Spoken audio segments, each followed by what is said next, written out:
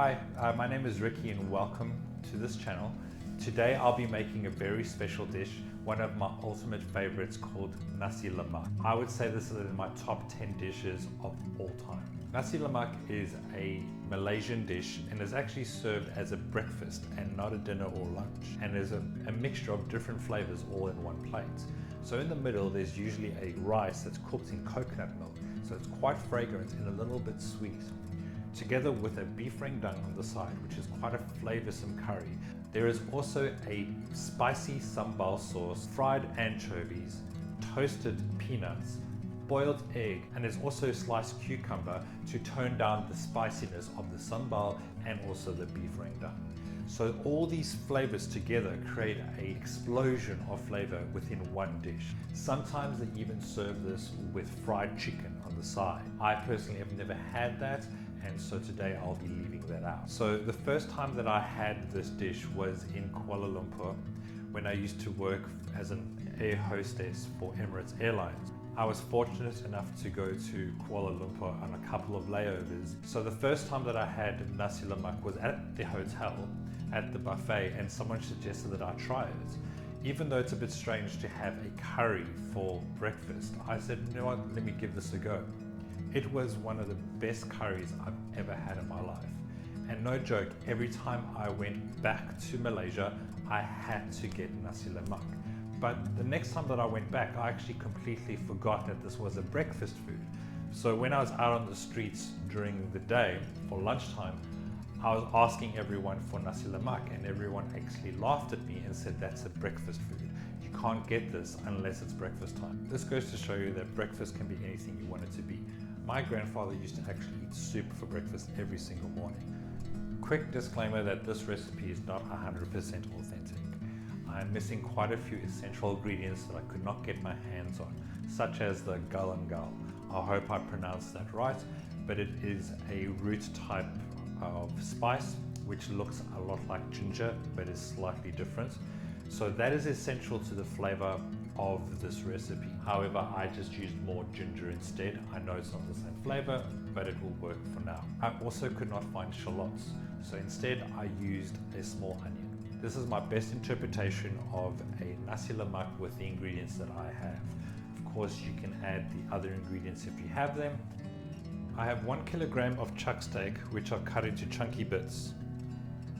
Get rid of any gristle or excess fat that you don't want in the steak.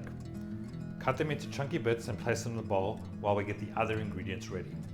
The next thing you want to do is to get started with the curry paste. So we're going to place everything in the blender and mix it up into a nice curry paste. So let's get started with that. Chop up an onion or shallots, whichever one you have. I've got a small onion here today and I'll be using 1 small onion. Roughly chop it up as the blender will do the rest. We have 5 cloves of garlic. This is 5 centimeters worth of ginger. Just peel it and roughly chop it and place it in the blender. Add 2 teaspoons of coriander seeds, 2 teaspoons of cumin seeds, and add some dried chilies. I don't have dried chilies, but I do have chili flakes, and this will do the trick. So I'm going to place in 2 teaspoons of chili flake and a fresh chili. Get your lemongrass ready and crush it. Take the outer layer of the lemongrass out, and we'll place this in the sauce for later. For now, we just want the inside of the lemongrass, and chop that up finely and add that to the blender. Add a teaspoon of tamarind paste. Now blend until it becomes a paste. Once this has become a bit of a paste like that, feel free to add the cashews. This has become quite a nice paste. To the frying pan, add some coconut milk, just a tad. Wait for that to heat up a bit. Now transfer the curry paste. Allow the curry paste and the coconut milk to cook for a few minutes until all of the coconut milk has absorbed. Now that the coconut milk has evaporated and the sauce is starting to become quite fragrant, it's time to add in the steak. Allow the beef to brown. Give this a few minutes. After a few minutes, the meat has browned all over. At this point, you can add in the toasted coconut. You can now add in all the other ingredients. Toss in the leftover lemongrass that we used from before. This will add some extra flavor to the sauce. Cinnamon stick, 6 cardamom pods, and star anise. And now pour in the coconut milk. You also want to add in about a cup of water. Add in the sugar at this point and a teaspoon of salt and give it a stir. Bring the sauce to a boil and then allow it to simmer on a low heat for about 2 to 3 hours, all depending when the meat gets tender, and we also want most of the sauce to evaporate. The goal for this sauce is not to have it too runny or to have too much liquid in it. So it takes quite a while for it to reduce and also for the beef to become quite tender. So what you want to do is allow this to simmer for 2 or 3 hours. So while it's simmering, get started with all the other preparation work. Toast some peanuts in a dry pan for a few minutes until they get nice and brown. I have 2 cups of rice which has been rinsed off. Now what we want to add is the coconut milk. So we need to make sure we have 4 cups of liquid in total. So we're going to need at least 2 cans of coconut milk. Cut the cucumbers into thin slices.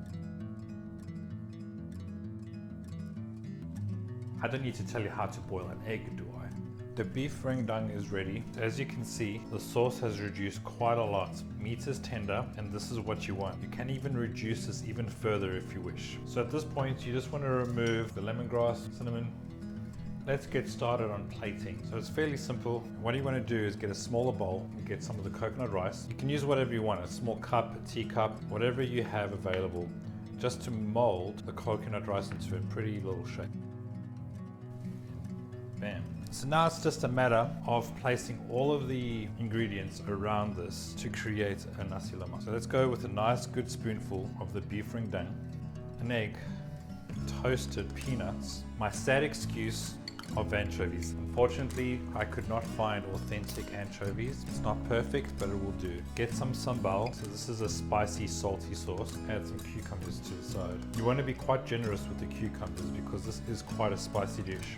And the cucumbers help with taming down the flavors. And there you go, nasi lemak. With all the accompaniment, we got the coconut rice, beef rendang, boiled eggs, toasted peanut, anchovies, sambal, and some cucumbers to refreshen your palate. The nasi lemak is ready and all done. Looks pretty good. Let's have a taste. So firstly, let me start off with the beef rendang.